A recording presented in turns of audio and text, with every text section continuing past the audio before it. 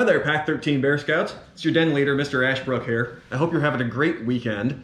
And I just wanted to check in with you before our den meeting on Monday because we have a cool activity planned. We're going to be learning all about pocket knives. And I want to check in with you on a couple things before that because there are some safety things we need to learn and a few extra things I'd like you to know before you come so that we can have a good time and a safe time and get all our activities done. So what we're going to do is on Monday we're going to learn about knives. We got a couple knives that we're going to be working with. I have a bunch of these that you will all get to try one or the other of at the meeting on Monday. We're going to do a little bit of carving in a bar of soap, which is soft and easy to work with for people who aren't real good at carving with knives, which includes me. And after learning some more safety rules, you guys are going to earn your whittling chips. I will have one of these for each of you. And what this does is it allows you to carry and use pocket knife at some scout functions. That doesn't mean every single time you can bring a knife with you, but we will let you know, and there will be a lot of chances, especially when we're doing outdoor things, where you'll be allowed to bring your knife along as long as you have earned one of these and carry this with you. So, okay. Here are the knives we're going to be using at our meeting on Monday. We've got two different kinds. The pack bought 6 of each of these, so there are plenty of knives for everybody to use. I'll show you, they're a little bit different, so I'm going to show you the features of both of them. Start with this one. This is the blue Cub Scout knife, a little Cub Scout logo on it there. This one it's a multifunction knife. It's kind of a Swiss Army type knife. It's got 3 different tools in there that can all fold out. The first one and the main one is the knife blade. Both these knives and most knives have a little groove on the blade here that you can stick a fingernail in to help pull them open. So you can stick your nail in there, will open. This one has a click halfway open and then all the way open. And there you have the knife blade on that one. This one does not lock open, so it's free to close up. So you have to keep that in mind when you're using the knife. It shouldn't be an issue if you're being careful with it, but just so you know, if you're make a wrong choice with it, it could fold up into the handle where your fingers are. So keep that in mind. And it closes back up same way.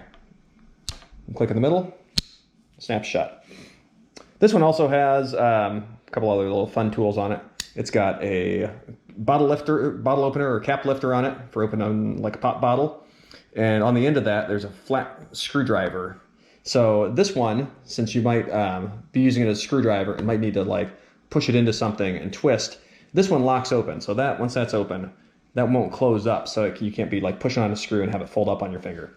To close that, there is this round golden piece here. It's called a liner lock, so that's what's holding it open. You push on that with your thumb out of the way, and then that'll start to close up, and you can snap it shut. It's also got an awl on it. It's this one on the other end. You can use this for if you need to put a hole in a piece of leather or in a thin piece of wood or something, you could use this kind of as a drill to bore a hole through something, or if you had a small hole that you needed to make bigger, you could kind of open it up with that. So for the same reason, since you might be poking into something with this one, it also locks open. Same thing, little golden piece there, you push on it with your thumb of one hand, start closing it with the other, and then once it's started, it'll close all the way up. So that's that knife. There are other ones. This one, it's called an Opinel. This has one single blade in it, and it locks closed and open, but it's not automatic. So this one's locked shut right now. This ring at the top twists. So if you twist that, you can see it opens up the path for it to open. Same thing, stick a fingernail in, open it up, and then you can twist that ring again. And now that blade can't close up on your hand. That's just a little bit of extra security. Like I said, the knife shouldn't close up if you're being careful and using it the right way, but that's just a little extra safety measure on this one. Then close it. Same thing. Twist that the other way and close it up. And then you can twist that again to lock it shut so it doesn't pop open in your pocket or something and surprise you with an open knife in your pocket when you reach in there. So that's our 2 knives.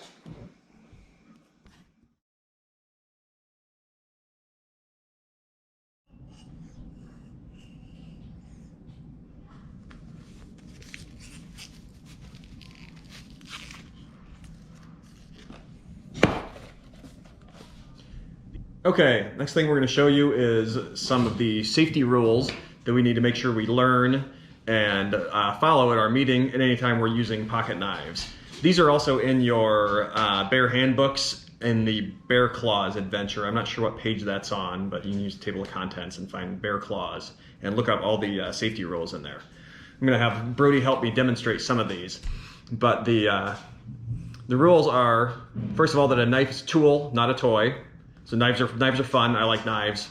Knives are kind of cool, but they're not a toy. You can't just randomly go around like jabbing them into trees or walls or whatever. They're for a purpose. You take them out and cut what needs to be cut and then put them away. We're going to learn, the book says knowing how to sharpen a knife. We're going to have a lesson on sharpening knives later, but what I want you to understand is that it's important for a knife to be sharp, not necessarily to know how to sharpen one, because sharpening's a little bit tricky sometimes. But it's very important that your knife is sharp because it's safer that way, because it does what you expect it to do and won't slip off what you're trying to cut and cut you instead of whatever you're trying to cut. You always need to keep your blade clean and dry on your knife. That's part of it being safe, because if it's clean and dry and taken care of, then it won't break or rust or do something you're not expecting when you're cutting something. You should never carry an open pocket knife around.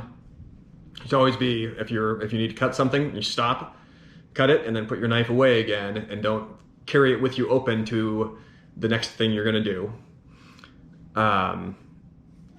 Let's see, I'm gonna have Brody show us how to open a pocket knife up, and more importantly, how to close it. You should make sure not to drop them. That's something important, actually, I want to make sure everyone knows. These gloves that I showed you Brody putting on, these are cut-resistant gloves. These will help stay safe at the meeting. So this will be in the hand that's not holding the knife.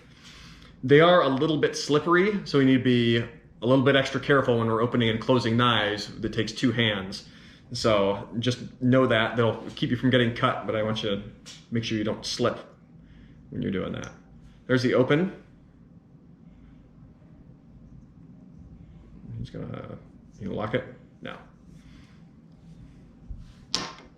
So what he did, I'll show you one more time. To close the knife, don't pinch the blade and try and close it up. Put the knife on your flat hand and close the blade on, or close the handle on top of it. Same goes for this one. We're gonna close this, put the blade on your flat hand, and close the handle on top of it. Make sure that nothing's in here or nothing's in danger of getting pinched on top of the blade, because when that closes up, it can cut you. We're just gonna be careful. Oh, the safety circle. And actually, I like, Mr. Dodds has a better name for this. He calls it a blood circle. Brody's gonna show us the blood circle. This is to make sure that before you use a knife, that nobody is within arm's reach of you. Make sure I'm not in arm's reach of you. You're gonna stick your unopened knife out in your arm and turn all the way around in a circle.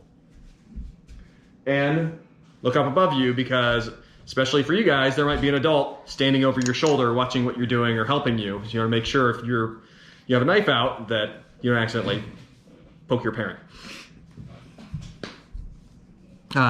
When you're handing a knife to somebody, the book says never hand a knife to somebody blade first. For our group, I'm going to say, let's not hand knives to each other. Let's put it down on a table for somebody else to pick up. Instead of passing knives around, I think that's gonna be safer for us. Sometimes people get grabby and don't wanna let go, and I think we'll just make sure it's completely put down before somebody else picks it up for our den meeting. You should never use a knife on something that will dull or break it. I think it should be pretty obvious what knives will cut and what they won't. So you don't go at a piece of concrete with your knife. Don't try and cut metal with it. Just be smart, be safe. Don't put it in an outlet. Yeah, you should not put a knife in an outlet. That's also a good rule. Thank you, Brody. You never ever throw a knife. The knife stays in your hand for the cutting job, and you put it away, not for throwing. And always think before you cut. So think about, if I'm going to cut this thing, what are the consequences of that? Is something going to get ruined? Is there something near what I'm cutting that I don't want to cut, where I should maybe move it somewhere else? Is there If I'm cutting a rope, is there something attached to the rope that's going to fall that I need to hold on to? So just think what you're doing. Think before you cut.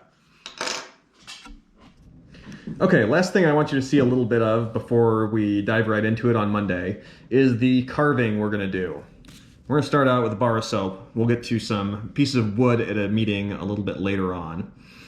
But I just want to show you a couple things about carving, give you some hints before you get started. Keep things safe, keep things easy.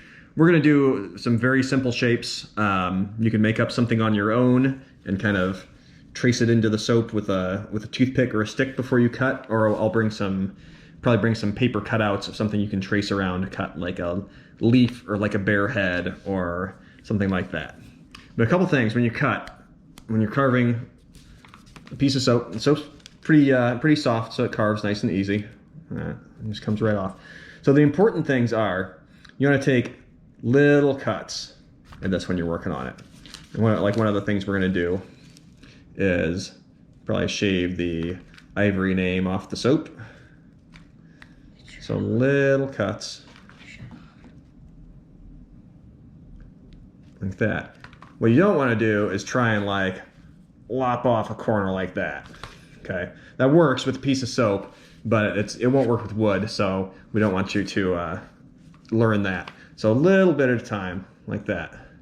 Another thing, one of the things in the book that talked about is if you wanted to cut like a triangle piece out of this, or something like that, you make what's called a stop cut.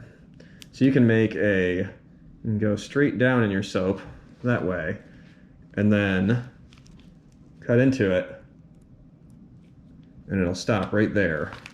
Give you a nice sharp. So if you're like cutting, I don't know, if you're cutting ears onto something or wanted to make a little bulge on that, there's something to see too. The soap's a little bit delicate, so you don't want to plan something with lots of little stuff sticking out of it. But if you want to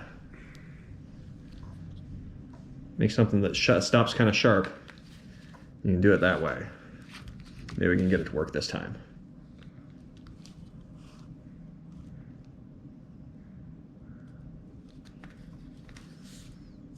So there's just a couple little hints about carving. So stop cuts are useful. Take a little bit at a time off. And we'll probably have, like I said, you'll have something traced on there. So you want to like slowly get closer to the line that you drew. Just little bits at a time. And don't worry about making a super cool carving, because like I said, the soap's fragile. We're learning more about how to do this than how to make something perfect this time. And I'm probably not going to have anything very pretty because I'm not super artistic with this kind of stuff, but it's still kind of fun. So I'm looking forward to it. Looking forward to seeing you on Monday. If you can't make it, this stuff I think you should all be able to do it home with your parents also, if you want. Just let me know, and we can make sure everybody gets their whittling chip earned, and we'll go from there. See you on Monday. Here's the Band-Aid I just earned trying to clean the soap off that knife. So again, be very careful. Don't mess with the blade of the knife with your hands. I got overconfident as an adult and didn't have a glove on and wasn't being careful, and I put a little tiny cut in my thumb. So now I'm wearing a Band-Aid.